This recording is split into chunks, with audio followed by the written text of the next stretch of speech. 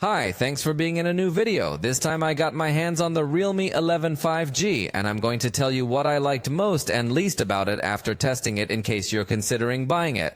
So as always, let me tell you, don't buy the Realme 11 5G without watching this video.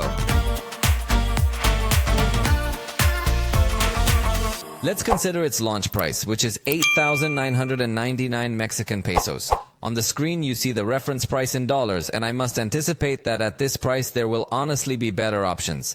It is not that it is a disastrous device, but at this price you can definitely find other things. Or if you happen to find this device at a much lower price, it may become a more attractive alternative. But I'm basing this on the launch price in Mexico, which is where I live, and that's what I always use to analyze absolutely all other cell phones.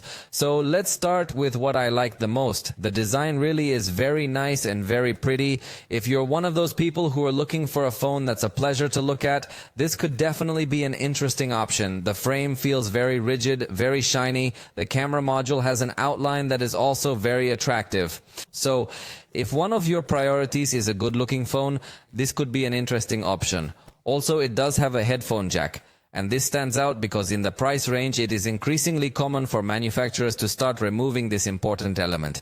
But if you are one of those people who also tends to constantly connect your cell phone to a sound system or even like to use wired headphones, this option can definitely still be attractive. The 108 megapixel camera does get to take advantage of that sensor. I mention this because there are other devices that can manage to integrate 108 megapixel or 50 or 64 megapixel cameras as well.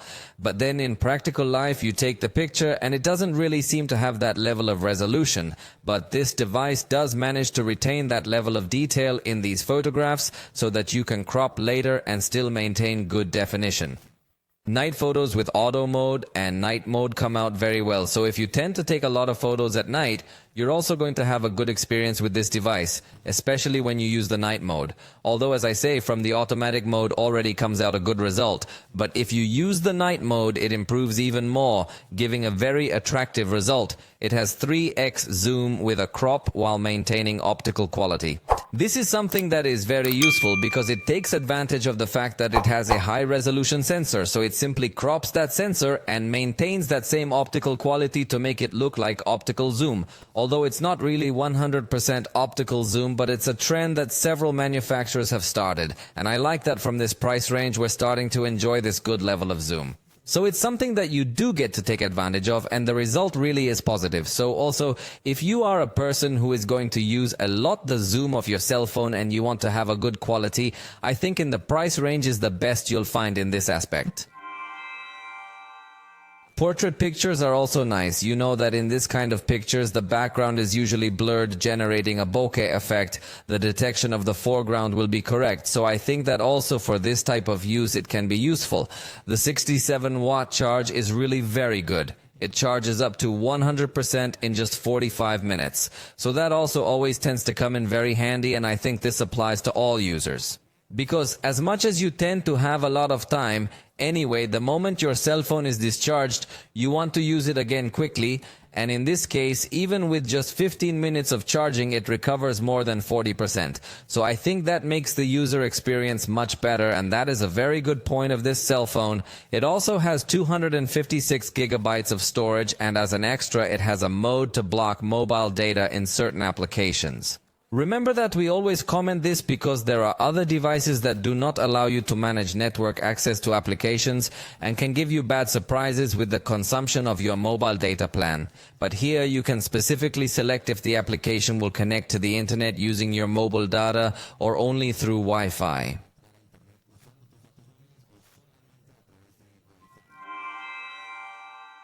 But now let me tell you what I didn't like. Its screen is IPS and not AMOLED. In this price range, we can practically say that all competitors have AMOLED screens with totally superior features. So when you just turn on the screen, if you have already tried several devices, it immediately gives the feeling of being a much cheaper device. The screen doesn't stand out at all. It also has mono sound. This is another feature that for the price we can't tolerate. Virtually all of its competitors are going to have stereo sound, giving a much wider and even higher quality feel.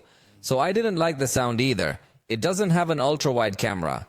This is another absence that might be hard to accept for some users in this price range, although it is true that by using the panorama mode, you can somehow make up for the ultra-wide camera, so it's up to you as a user. If you put a high priority on that camera, you're going to miss it a lot. If you don't, I think you could skip this aspect. It also can't record video at 60 frames per second. If you're one of those users who wanted to record much better looking videos in terms of the fluidity you can get to generate, this isn't going to be the option. Although in the price range is not so common, but you can get to find some other device with that option, but not this one. And in fact, the video recording is a bit bad. Especially considering that at this price it already has pretty strong competition from both Samsung and Motorola and even other manufacturers that will record with better quality. It does not have optical stabilization, and this obviously can cause that when recording your videos, even walking, trying to control the movement. Well, you feel a little more exaggerated movement or uncomfortable vibration. So definitely that everything that has to do with video recording does not stand out in this cell phone.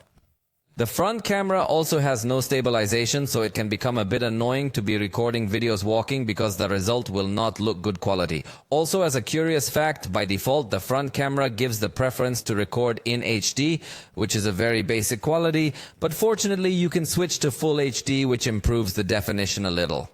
But I definitely didn't like the front recording either. In the software, you can also find a lot of bloatware. By this we mean pre-installed applications that don't really serve much purpose. The advantage is that you can uninstall them, but I still think the software experience doesn't feel that premium. The battery doesn't really stand out too much. Even though it's 5000 milliamps, I feel it's a little below average for what we'd like to see in a device with this battery capacity, so it didn't really stand out to use either. And its MediaTek Dimensity 6100 processor may fall short, especially in graphics support. If you're really interested in gaming, you're not going to have many effects available here, nor are you going to be able to play at somewhat high qualities. So if your priority is gaming, I think you can go for other alternatives that have slightly more powerful Snapdragon processors, or even from MediaTek itself. You can find more powerful processors in this same price range or lower, depending on other manufacturers. So overall, I insist that it is a device that feels a bit pricey, at least at the launch price that was presented in Mexico. But if you find it much cheaper, it can be very attractive, especially for the zoom camera. If you already bought it, let me know your experience in the comments. Remember that if there are other people interested in buying this device, it is highly likely that they will read your experience to decide their purchase. So let me know how much it cost, if you liked it, what things you didn't like, and anything else you can tell us. Also tell me if you dropped it already, because I forgot to tell you something. It doesn't have Gorilla Glass or any special glass. And considering that Realme has already implemented a double reinforced glass in other models, we would love to see it integrate that glass in this case as well, or at least Gorilla Glass 5 or Gorilla Glass 3, but it doesn't offer us any additional protection on the glass. And that can give us the feeling that we have to be much more careful with any fall. But I insist, let me know in the comments all your experience. For the moment, we have reached the end of this video. If you liked it, you know you can let me know, and we'll see you next time.